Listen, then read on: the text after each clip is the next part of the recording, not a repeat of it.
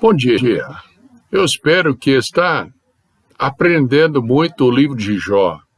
Estamos no quarto estudo e hoje passaremos para a próxima etapa de Jó, onde encontramos os debates. Somos sobre a razão do sofrimento de Jó. Nós já vimos o sofrimento, já vimos uma parte da própria esposa falando, amaldiçoa Deus e morre. Por que está passando isso? E vamos ver um pouco mais quando os amigos de Jó tentem responder a pergunta. E qual é a pergunta? Por que o justo sofre? A pessoa que quer fazer tudo correto e tudo mesmo passa por tantas dificuldades. Qual é a razão? Até Jó, em certos pontos, ele pergunta a Deus. E Deus não responde. Porque Deus quer o quê? Ele quer que nós confiamos nele. Por tudo. Está passando problemas? Tem que confiar no Senhor. Está passando por doenças? Temos que confiar no Senhor. Estamos passando por dificuldades financeiras? Nós temos que confiar no Senhor. Então, agora vamos tratar os assuntos que estão no capítulo 3 até capítulo 31. É muitas coisas que vamos ver nos próximos estudos. Debates com Jó, com seus amigos. Nós vimos que primeiro ciclo de falas, primeiro Jó fala, ele ficou silencioso. Agora ele amaldiçoa o dia do seu nascimento. Está registrado no capítulo 3. No capítulo 4 a 7, o Elifaz e Jó também falam. Depois, nos capítulos 8 a 10, tem Bildade e Jó que falam. E no capítulos 11 a 14, tem Zofar e Jó que falam. Então, vamos ver pouca coisa sobre isso, esses debates, para ver por que o homem sofre. O segundo ciclo de falas e debates são de capítulos 15 a 21. De novo, primeiro é Elifaz e respondido por Jó, capítulos 15 a 17. Segundo, Bildade e Jó, capítulos 18 a 19. Depois nós temos o Zofar, e Jó, que é de capítulos 20 e 21. E depois nós temos o terceiro ciclo de debates, que capítulo 22 a 31, nós temos Elifaz e Jó, e depois temos o Bildade e Jó, que falam. O primeiro foi capítulo 22 a 24, e Bildade e Jó, é 25 a 27. E depois, no capítulo 28, nós temos o discurso de Jó sobre a sabedoria. E nos capítulos 29 a 31, nós temos a defesa de Jó. Então, também temos os discursos de Eliú. Este é de capítulos 32 a 37. No total desse Eliú tem 4 discursos. E depois, chegando em capítulo 38, temos discurso de quem? De Deus. Ele coloca em ordem tudo o que foi falado antes. E poderia dizer, olha gente, vocês falaram coisas certas misturadas com erro. E Deus colocou tudo em ordem. Então, primeiro, nós temos capítulos 1 e 2. A declaração-chave desse trecho é as palavras do próprio Satanás, que falou, o Jó teme o Senhor por nada. Com essa questão de Satanás, é o palco para os eventos desses 2 capítulos. Nós temos primeiramente os testes da fé de Jó, capítulos 1 a 2. Nós já estudamos os versos 1 a 5 de capítulo 1 e simplesmente vamos destacar o primeiro versículo, que fala: havia um homem na terra de Uz, cujo nome era Jó. E esse era homem íntegro, reto e temente a Deus, e desviava-se do mal. E já examinamos até nitidamente. E depois nós temos o desafio de Satanás a próprio Deus. Ele fala: porventura teme Jó a Deus debalde? Ataque de Satanás. Foi um ataque muito severo. Ele veio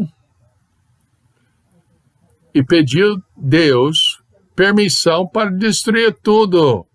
E pensa bem, foi 4 vezes que nós podemos ler nos versos 13 a 19, verso 14, que veio um mensageiro a Jó.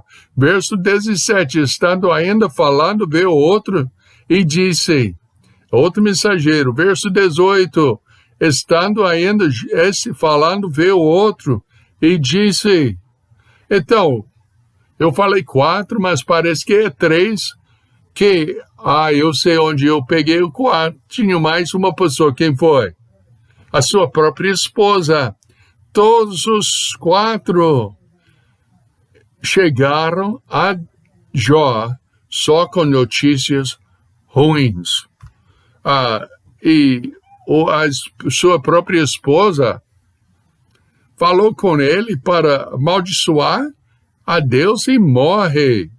Mas no capítulo 1, verso 22 fala: em tudo isso Jó não pecou, nem atribuiu a Deus falta alguma. Segundo desafio a Deus de Satanás foi a desviar a Deus. Foi: olha, tira a saúde.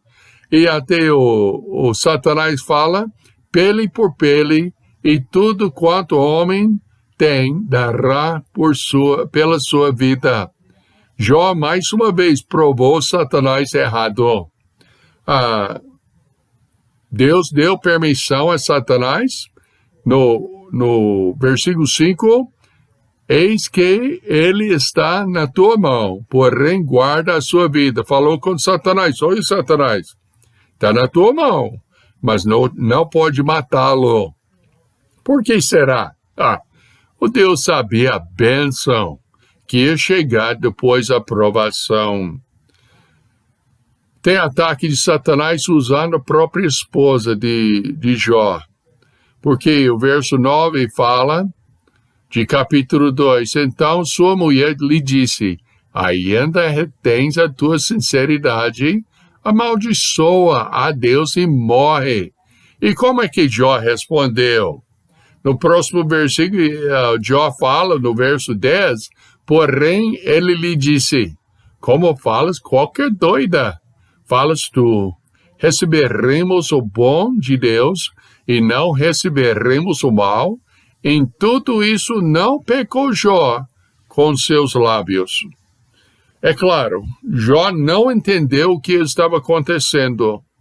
Ele não entendeu o porquê, nem nada. Ele só sabia que ele perdeu seus filhos.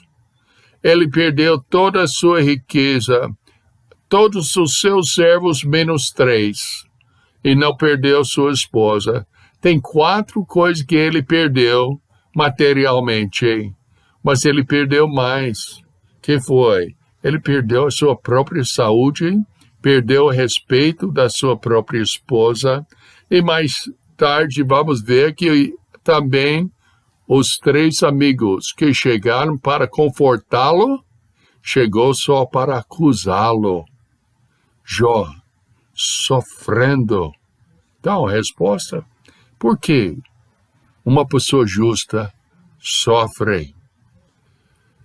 Nós pegamos a leitura no capítulo 2, versos 11 a 13, assim: ouvindo, pois, 3 amigos de Jó todo este mal que tinha vindo sobre ele, vieram cada um do seu lugar. Elifaz, o Temanita, e Bildade, o Suíta, e Zofar, o Naamita, e combinaram com doença dele para o consolarem. Então, a intenção foi bom. Chegaram para dar consolação, amizade para Jó, mas acabou só acusando o sofredor. E levantando de longe os seus olhos, não o conheceram. Esse é verso 12 de capítulo 2. Levantaram a sua voz e choraram, rasgaram cada um o seu manto, e sobre as suas cabeças lançaram pó no ar. E assentaram-se com ele na terra 7 dias e 7 noites, e nem um lhe dizia palavra alguma, porque viam que a dor era muito grande. Pensa bem, por que 7 dias, 7 noites? O costume da época era uma pessoa morreu ou tinha alguém da família que morreu, eles lamentaram por 7 dias sem falar nada, só estava lá, por perto do seu amigo. Lembra? Jó perdeu 7 filhos e 3 filhas. Ele perdeu todos os seus servos, menos 4. Muitas vezes até falamos contra a mulher de Jó, que falou amaldiçoar Deus e morre. Nós temos que lembrar que ela perdeu mais do que Jó. Jó perdeu tudo, mas ele não perdeu sua esposa. A esposa perdeu tudo e aparentemente perdeu até o marido, porque o marido estava sofrendo tanto, eu imagino que ela estava pensando em qualquer momento ele vai morrer também. Ela perdeu tudo.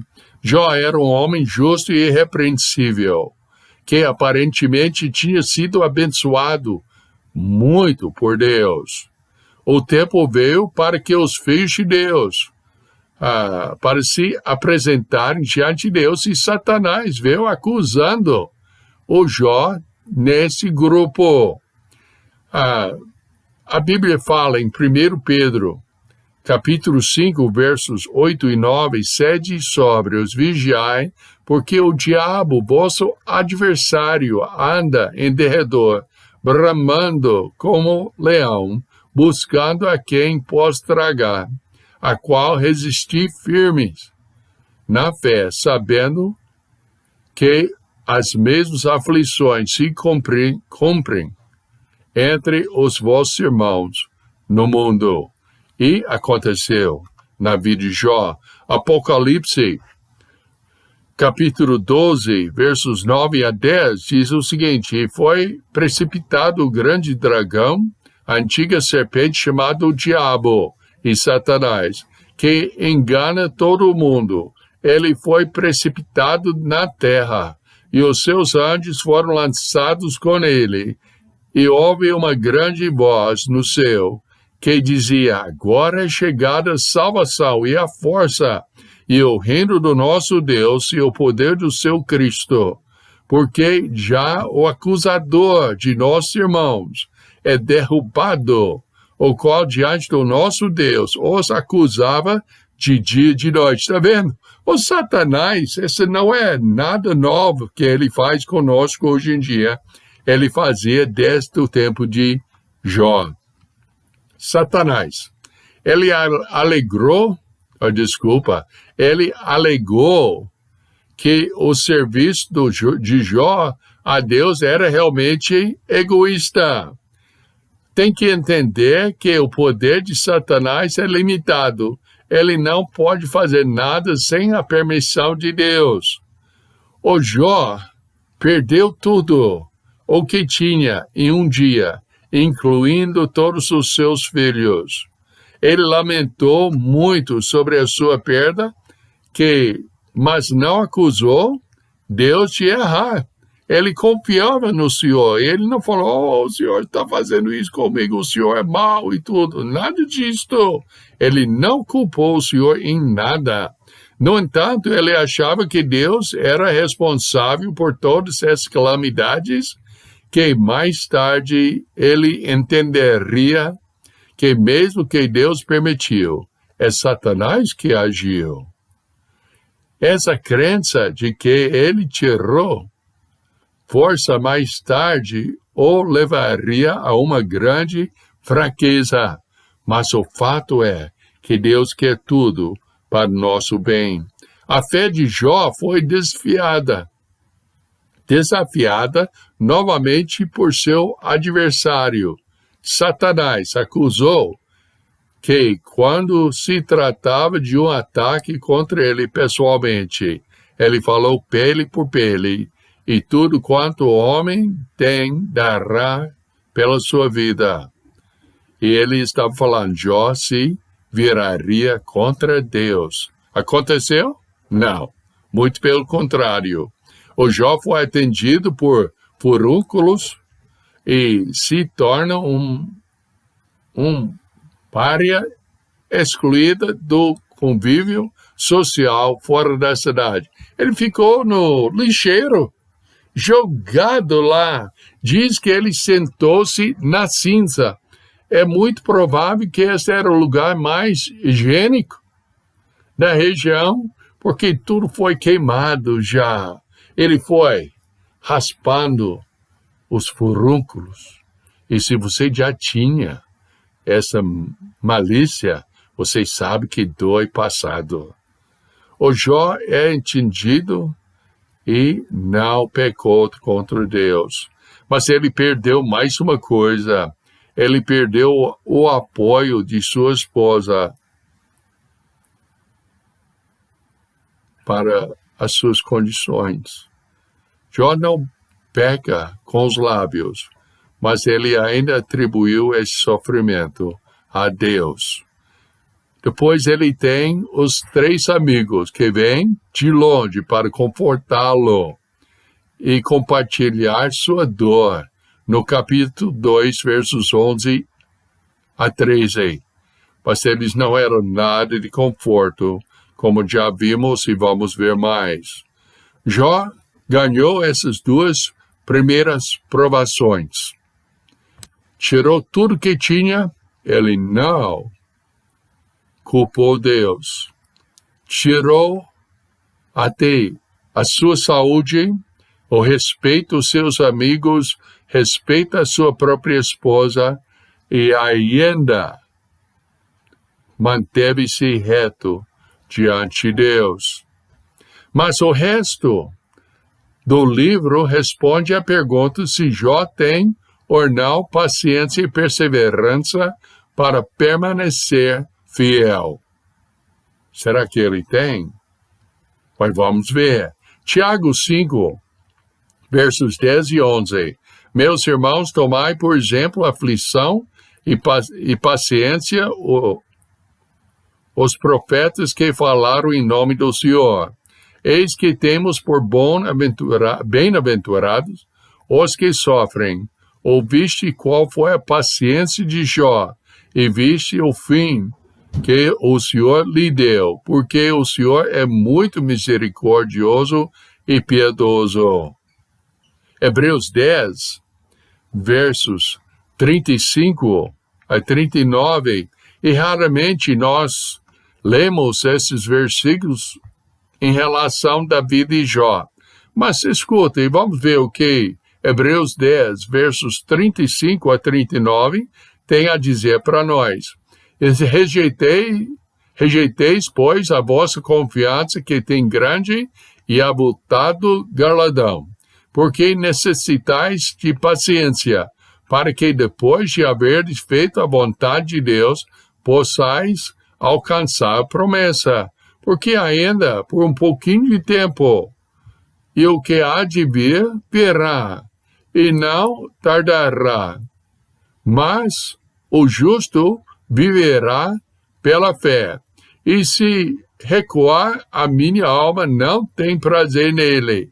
Nós, porém, não somos daqueles que rejeitam para a perdição, mas daqueles que creem para a conservação da alma, aqueles que confiam, aqueles que ficam firmes, mesmo na fase de provação. talvez nos pede que consideremos nossa própria fé. Continuaremos a confiar em Deus e amá-lo quando sofremos por razões que não entendemos? Satanás é introduzido como adversário do homem, um oponente, especialmente com o artigo fixado. Satanás significa aquele adversário, o arqui-inimigo do bem. Quem resista. Esse é o significado literal da palavra Satanás. Ele é mencionado com moderação no Antigo Testamento, embora esteja ativo. Nós poderíamos consultar vários trechos. Eu tenho aqui 1 Crônicas 21, Salmos 109, Juízes, capítulo 9, Samuel 16, realmente 1 Samuel 16, 1 Samuel 18, 1 Samuel 19, 1 Reis, capítulo 22 e mais. Satanás está presente no Velho Testamento. Deus é o defensor. Deus não permitiu à toa que Satanás judiasse o Jó, mas ele permitiu para provar a Satanás e os seus anjos que, olha, o homem pode ser fiel, mesmo nos sofrimentos. Também ele usou para provar a Jó, que, olha, Deus é fiel, mesmo no tempo de sofrimentos. E ele podia provar para os amigos de Jó, que, olha, Deus é fiel, mesmo no tempo de sofrimentos. Um trecho que é muito importante ler sobre esse assunto, que Deus é nosso defensor, é 2 Coríntios, capítulo 10, versos 3 a 6. 2 Coríntios 10, versos 3 a 6. Porque andando na carne não militamos segundo a carne, porque as armas da nossa milícia não são carnais, mas sim poderosos em Deus para a destruição das fortalezas, destruindo os conselhos e toda a altivez que se levanta contra o conhecimento de Deus. Penso sobre Satanás e também os amigos de Jó. A conhecimento de Deus e levando o cativo todo o entendimento à obediência de Cristo, e estando prontos para vingar toda a desobediência quando for cumprida a vossa obediência. O Satanás é capaz de trabalhar através de pessoas. Satanás até trabalhou através da esposa do Jó e também dos 3 amigos, mas tinha mais. No capítulo 1, versos 15 a 17, nós encontramos os sabeanos, os caldeanos, que eram inimigos que roubaram dele a esposa e os amigos que eu já falei. E tem certo poder sobre as forças naturais, o próprio Satanás tem. Bom, vamos pensar sobre isso um pouco, vamos colocar tudo em ordem. Vamos ter um pensamento de fechamento do assunto de hoje. A provação de Jó, de Satanás, foi autorizado por Deus. Talvez para providenciar uma lição maior para Satanás e seus anjos, e talvez até melhor para condená-los. O Jó provou que o homem humilde era capaz de obedecer a Deus quando os grandes anjos do céu que caíram não podiam. Já pensou? Judas, só tem um capítulo, o verso 6 fala o seguinte: e aos anjos que não guardaram o seu principado, mas deixaram a sua própria habitação, reservou na escuridão em prisões eternas até o juízo daquele grande dia. Jó obedeceu, os anjos não obedeceram.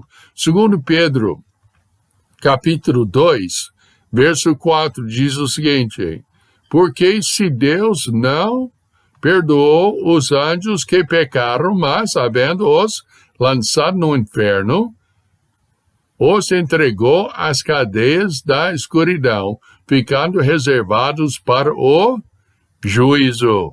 Eles não obedeceram, mas Jó obedeceu. E você pode obedecer também. Deus permitiu isso porque serviu ao propósito de provar ao diabo e aos seus anjos e a toda a humanidade que existe uma coisa como vontade altruísta e fé indestrutível aos homens que são feitos um pouco mais baixo do que os anjos.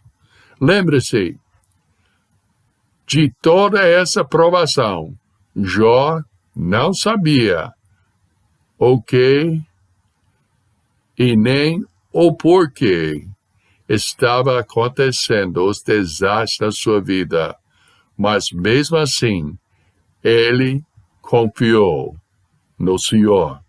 E a pergunta hoje é: você confia no Senhor? Ele é o seu Salvador? Já arrependeu-se do seu pecado e já colocou a sua confiança unicamente e totalmente no Senhor? Agora, a segunda pergunta. Ele é seu Senhor. Senhor significa o quê? Que é soberano, que Ele que manda, Ele que orquestra, Ele que guia a pessoa que é submissa à palavra dEle. Ele é seu Senhor. É Ele que está mandando na sua vida, ou você está tentando mandar na sua vida? Vamos ver pela vida de Jó, que em certo sentido, Jó queria resolver o problema. Ele queria se defender. Ele queria, até pediu de Deus: oi Deus, me ensina por que está acontecendo. Às vezes, ele só queria morrer. Vamos ver na vida de Jó como Deus tem que ser nosso Salvador na pessoa do Senhor Jesus Cristo.